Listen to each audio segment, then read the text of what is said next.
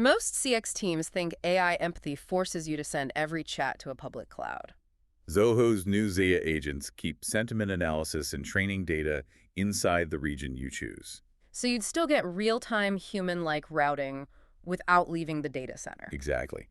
Local inference layers and immutable emotion trace logs let you stay compliant and empathetic side by side. Welcome back to another deep dive on CRM position. We're designing this one specifically for you, the CRM and AI platform architects listening right now who really need to see past the marketing claims, you know? Yeah, to understand the actual mechanics of enterprise deployments. Right, because you're the ones building these systems. You are the ones carrying the pager when something breaks, so you can't just take a vendor's word for it when they promise the world on a spec sheet. That is the reality of the job, honestly. Yeah. And the tension we're looking at today is one I know every architect in a regulated market is currently wrestling with. Oh, totally. It's that constant tug of war. Exactly. On one hand, you have these incredibly strict data residency requirements, but on the business side, they're demanding the kind of human-like, AI-driven empathy that historically requires massive centralized public clouds. Right, you're just caught between compliance and user experience. Always. Okay, let's unpack this.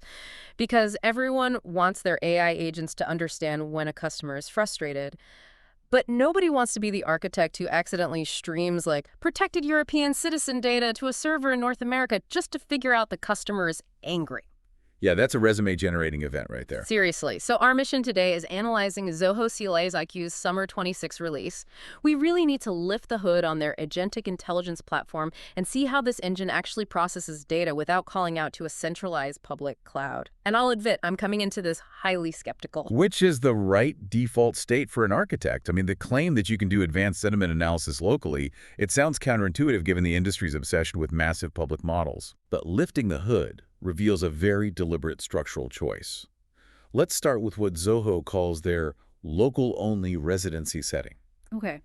When you configure this for high-risk jurisdictions, the system entirely bypasses heavy public LLMs. The sentiment-aware routing logic actually runs on a lightweight inference layer residing on-premise, or right at the edge of the sovereign cloud. So it's like a bouncer at a club who can read the mood of the line out front and make routing decisions instantly without needing to take a photo of the crowd and, send it to the club owner across the country for analysis. That is a brilliant analysis. The bouncer just handles it right there at the door. Exactly. And what's fascinating here is that the bouncer analogy scales perfectly to the hybrid model stack they've built, but with a bit of a twist. Oh. Yeah, the bouncer isn't working alone. A single Zia agent is actually orchestrating a dual system. So you have a public cloud LLM handling the generic intents, things like what are your store hours or password resets. But operating right alongside it is a private cloud fine-tuned empathy submodel that handles the regulated data. Wow. The orchestration layer acts as a traffic cop. It ensures that private data never, under any circumstances, reaches the public model. Wait, let me push back on that a bit, because running a local LLM, even a lightweight submodel, requires serious edge compute. We are talking dedicated GPU provisioning inside sovereign regions. That is not cheap. It's not.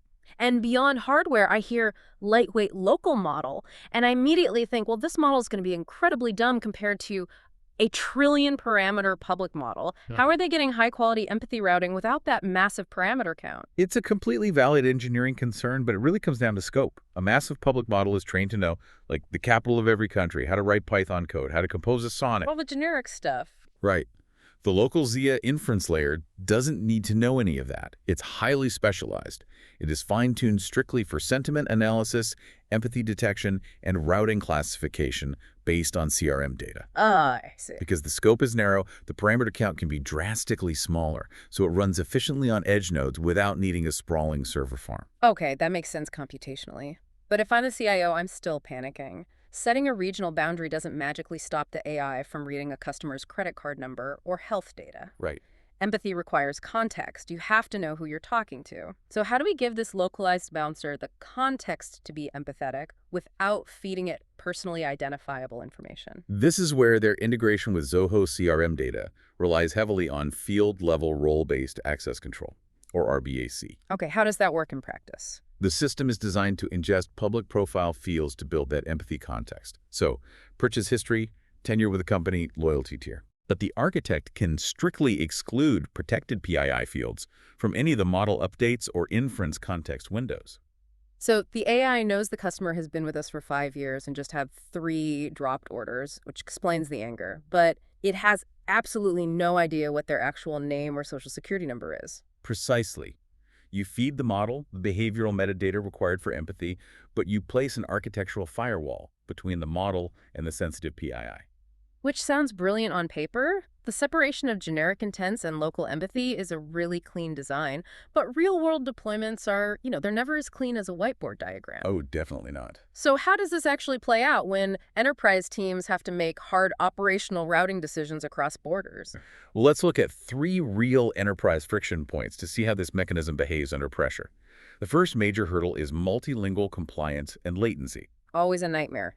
Imagine a French-speaking visitor in the EU interacting with the system. Traditionally, translation involves API calls to a centralized US-based model, right?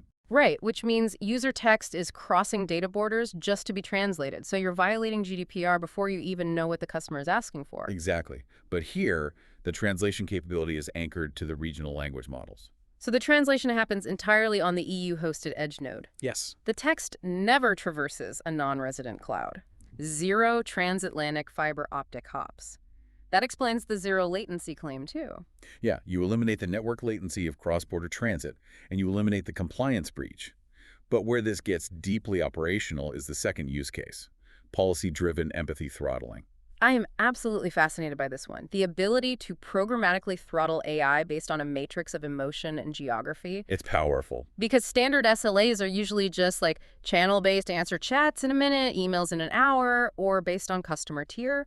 But the rule capability in this Zoho release is radically different. Yeah, the example rule is essentially if sentiment score falls below -0.6 and data residency is EU, route to a human within 30 seconds, otherwise allow AI-only resolution. Think about the engineering behind that.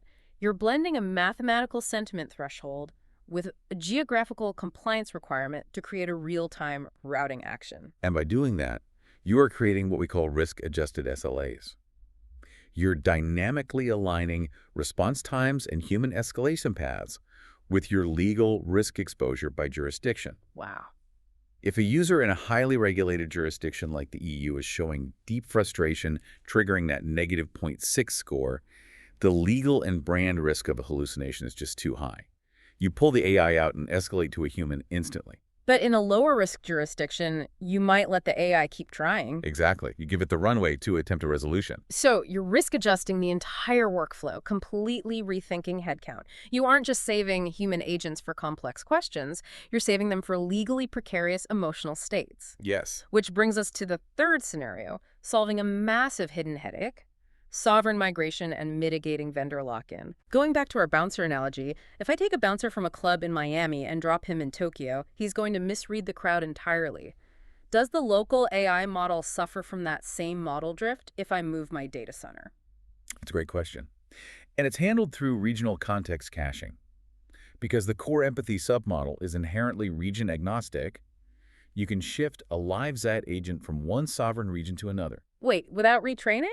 Without retraining from scratch. Yeah. The contextual knowledge it acquired about local interactions is cached per region. So if data localization regulations change, which they do constantly, we aren't burning millions of dollars starting over with a blank slate AI. You aren't. And taking that a step further, because this is a private cloud submodel, it can migrate later to an entirely on-premise environment or a different sovereign cloud provider without losing its acquired knowledge. Oh, wow. Yeah, historically, highly trained AI agents create massive vendor lock-in because the intelligence lives exclusively in the vendor's black box cloud.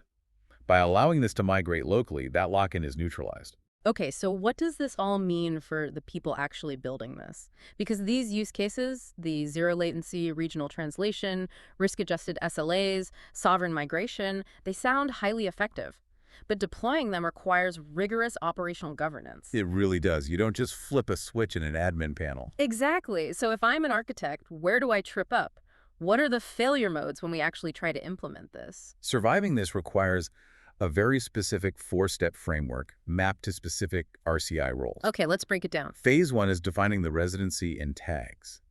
The action here falls to the regional CX operations managers. They define the physical residency for each Zia agent based on their market. And here's the hidden failure mode you have to watch out for. If one of those CX ops managers misconfigures a residency tag, say they're rushing and assign a global setting to an EU-facing agent, what happens? Oh, European sentiment data instantly streams to a US-hosted LLM. Triggering instant GDPR breach notices. It's a catastrophic error caused by a simple drop-down mistake, which is why ultimate accountability cannot sit with CX. Right, accountability must sit with the global data privacy officer. They have to audit those tags. Makes sense. Step 2. Configuring field-level access. The data governance leads, working with the CIO, must physically approve the data enrichment policies.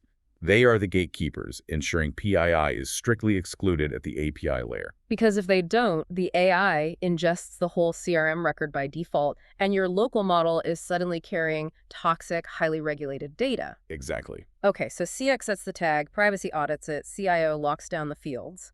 What about the routing rules? That's phase 3, setting risk-adjusted routing thresholds. The CX experience designer set the mathematical thresholds like deciding negative 0.6 is the trigger. Okay. But those must be approved by the head of CX, consulting with the data privacy officer and AI ethics lead to ensure it matches the regional risk profile. And the failure mode here is terrifying. Imagine a high-severity negative sentiment flag goes off. The customer is furious. But the secondary routing action to send the chat to a human is disabled or unassigned for that specific region. Yep, the AI doom loop. The angry customer gets stuck in an AI-only loop. The system knew they were angry, but the routing failed. The brand is exposed to massive regulatory fallout because you trapped a user with a bot that isn't allowed to help them. It's a critical risk. You have to ensure the threshold and routing action are perfectly aligned across all active regions. Right. And step 4. Establishing immutable audit trails. The Security Operations Center, under the CISO, monitors what Zoho calls the emotion trace log. Every single inference, every routing decision, generates a cryptographic hash linked to the originating data center. Stop there for a second, because cryptographic hash is a term marketers throw around a lot. How does a hash actually prove compliance to an auditor? It's a one-way mathematical function. You run the chat log and routing decision through the algorithm, and it outputs a fixed string of characters.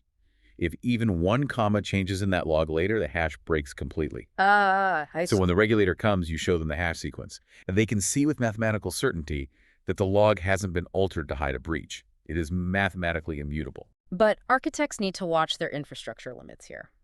Cryptographic hashing requires constant, real-time compute and storage write access. It does. So the failure mode is storage quota breaches at the edge. If your local edge node runs out of storage during a massive Black Friday chat spike, the logging protocol physically cannot write the next hash block. Yeah, it crashes the hash generation. You create massive gaps in your audit trail right during peak volume. And to a regulator, a gap in an immutable log is just as bad as not having a log at all. You are presumed guilty. If we connect this to the bigger picture, surviving these failure modes requires a fundamental shift in enterprise architecture. You cannot run this kind of localized engine with a fragmented tech stack. Right. It's about consolidated governance. Usually if I monitor AI, I'm juggling separate DLP tools and AI dashboard CRM security settings.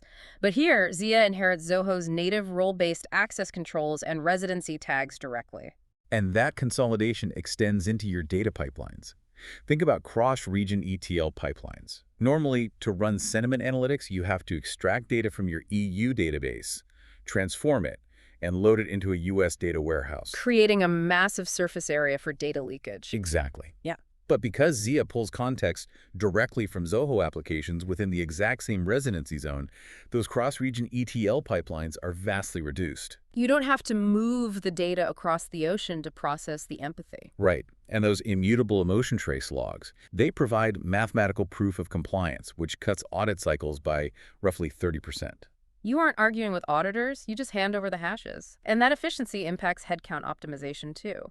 Because you trust the local routing, you can delegate routine empathy interactions to the AI in low-risk regions. Saving your highly trained human agents for high-risk cross-border cases. But, you know, the roadmap isn't entirely clear skies. There are two major architectural risks teams need to manage. The first one takes us back to the bouncer analogy. Model drift. Oh, this is crucial. The AI model owner has to constantly evaluate that localized submodel. If they don't, the agent might start misinterpreting nuanced cultural expressions. What's polite persistence in the US might be deeply offensive in APAC markets. You need continuous local tuning to prevent that brand damage. The second roadmap risk is security-driven, cross-region API token leakage. Oh, classic engineering oversight. Right. If your security team isn't strictly monitoring service accounts, a developer might reuse a broadly scoped API token across regions. An attacker could exploit that token to pull EU sentiment data directly into a US analytics pipeline. The AI engine did its job, but the plumbing leaked. Exactly. Invalidating the entire architecture. Okay, here's where it gets really interesting for you, listening right now. If you're building or managing these environments, here are 3 concrete actions you need to take this week. First, audit all cross-region API tokens and service accounts. You have to ensure they aren't broadly scoped. Right, to prevent sentiment data exfiltration. Number 2, review your current AI routing policies today. Ensure your high-severity negative sentiment routing rules are actually enabled and linked to human escalation in every region. You not let angry customers get stuck in an AI doom loop. Exactly. And number 3, check your edge node's storage quotas specifically tied to cryptographic audit logging to prevent those audit blind spots during high chat volumes. And look, if breaking down complex architectural realities like this helps you do your job better, I highly recommend you subscribe to the CRM Position podcast. Definitely. Our focus is continuously unpacking how CRM and AI platforms actually work under the hood. It's the best way to hear these topics broken down without vendor hype, so you can stay ahead of real architectural shifts, not just marketing narratives. And as we wrap up, I keep thinking about how this localized architecture entirely flips the script on what we've been told about AI. It really raises an important question about the industry's direction. Zoho's local-first engine proves that true human-like empathy does not actually require massive, centralized data lakes. Right. It exposes the push for ever larger foundation models as a myth that needlessly sacrifices compliance for very marginal UX gains. So are you risking your enterprise's compliance by feeding a massive centralized model when true empathy could be calculated right at the edge of your own sovereign data center? It's a massive architectural question. It changes the entire paradigm of how we design these systems. Thank you for joining us as we work through the mechanics of this. We will see you on the next deep dive. Keep building smart, keep building safe. We'll catch you next time.